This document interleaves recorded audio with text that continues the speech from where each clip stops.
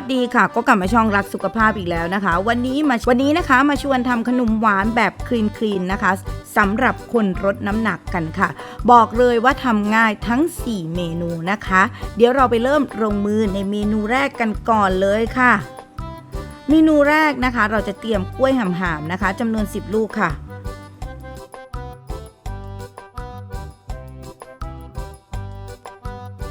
หลังจากนั้นนะคะเอาไปต้มค่ะในน้ำเดือดนะคะต้ม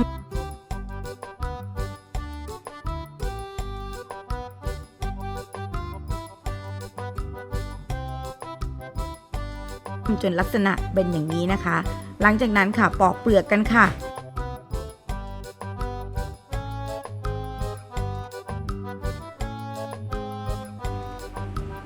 และจับหั่นในลักษณะอย่างนี้นะคะพักทิ้งไว้หลังจากนั้นใส่น้ำนะคะ150 กรัมค่ะ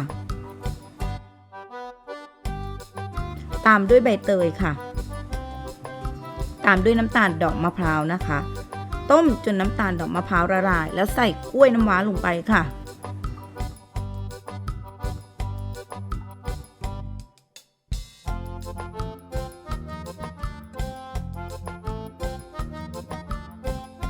ต้มจนเดือดในลักษณะอย่างนี้ค่อยๆใส่กะทิธัญพืชลงไปนะคะคนให้เข้ากันค่ะใส่เกลือตัดรสอีกนิดหน่อยนะคะ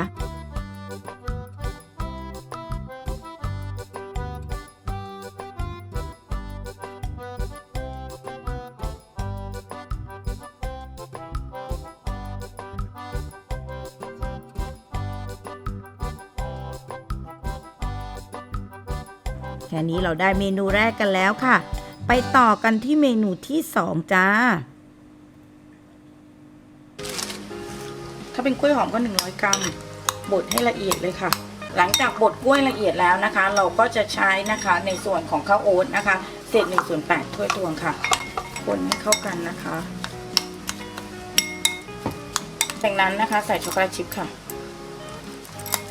คนทุกอย่างให้เข้ากันนะคะเสร็จทีนี้นะคะให้เรานะคะทำอย่างนี้เนาะแล้วเดี๋ยวเราไปเข้าไมโครเวฟกันนะคะ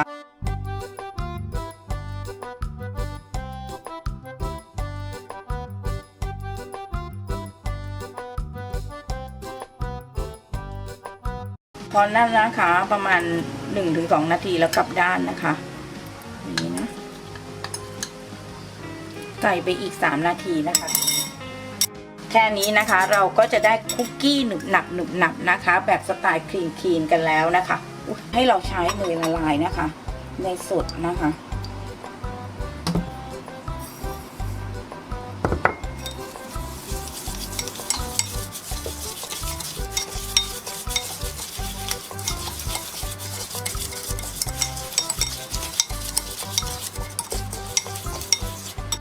ค่ะหลังจากนั้นใส่กล้วย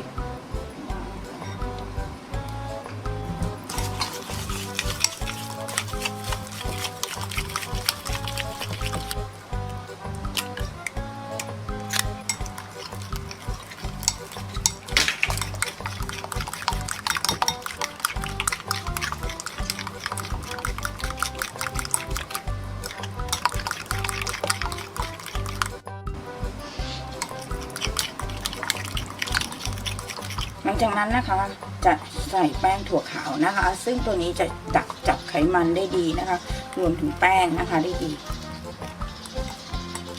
จะทำให้การลดน้ำหนักของเราได้ผลมากยิ่งขึ้นนะคะจะล่อมไม่เข้ากันค่ะ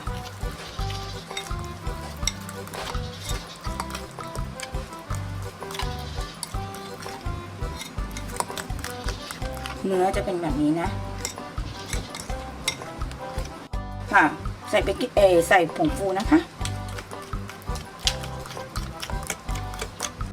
จากนั้นค่ะใส่เบกกิ้งโซดาลงไปค่ะเดี๋ยวพิมพ์กันค่ะหลังจากนั้นนะคะเราก็ทยอยใส่เลย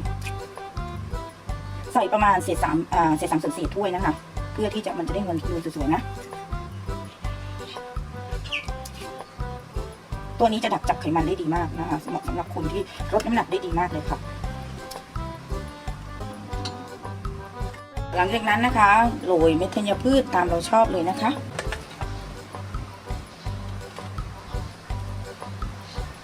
ค ก็เสร็จไปแล้วนะคะสำหรับนะคะเค้กกล้วยหอมนะคะถั่วขาวนะคะเราเอาไปทำกันดู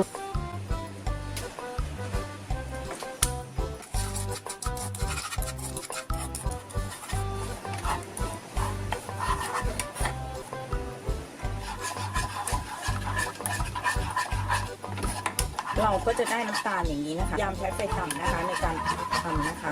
ตรงคาราเมลตรงนี้นะคะนี่นะคะเป็นลักษณะอย่างนี้เดี๋ยวเราจะไปราดกันในพิมพ์พอได้ลักษณะอย่างนี้เราก็หยอดลงพิมพ์ลงค่ะเอาคาราเมลหยอดลงพิมพ์นะแล้วเคาะนะคะให้เข้ากันนะเพราะว่าน้ำตาลค่ะหลังจากนั้นนะคะเราใส่กล้วยหอมไปค่ะประมาณ2 ลูกหรือกล้วยน้ำว้า3 ลูกก็ได้ค่ะ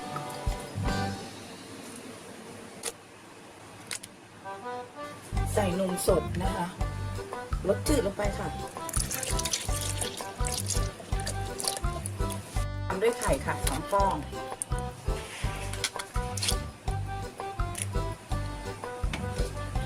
ฟ้าค่ะเดี๋ยวเราจะปั่นกันนะคะ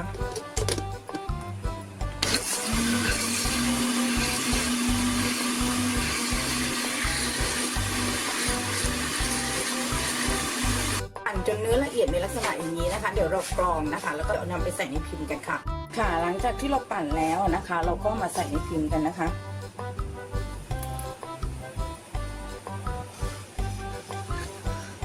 ในลักษณะอย่างนี้นะคะแล้วเดี๋ยวเราจะเอาแรปนะคะปิดด้านบนกันนะคะ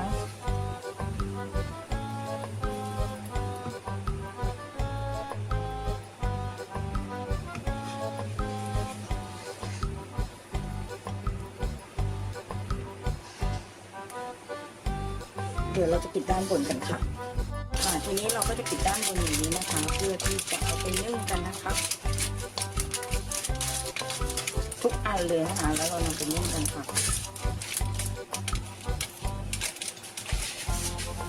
ได้ในลักษณะอย่างนี้นะเดี๋ยวเราไปเรียงกันอย่างนี้แล้วนะคะเดี๋ยวเราจะนึ่งกันนะคะโดยที่เราจะปิดฝานะคะแล้วนึ่งด้วยไฟต่ำนะคะประมาณนะคะประมาณ30-40 นาทีหมั่นมาดูนะคะใช้กระทะใบใหญ่ก็ได้นะคะลักษณะอย่างนี้ติดไว้เลยค่ะด้านล่างเป็นน้ำนะคะเราจะตั้งให้เย็นนะคะแล้วก็เอาไปใส่ตู้เย็นกันนะคะโดยประมาณ2 ชั่วโมงเรามาขอชิมกันค่ะพอเราแช่ตู้เย็นแล้วนะคะเราก็จะมาเปิดกันนะคะนี่นะคะจะเป็นลักษณะอย่างนี้นะคะเราจะใช้มีดนะคะค่อยๆแซะค่ะ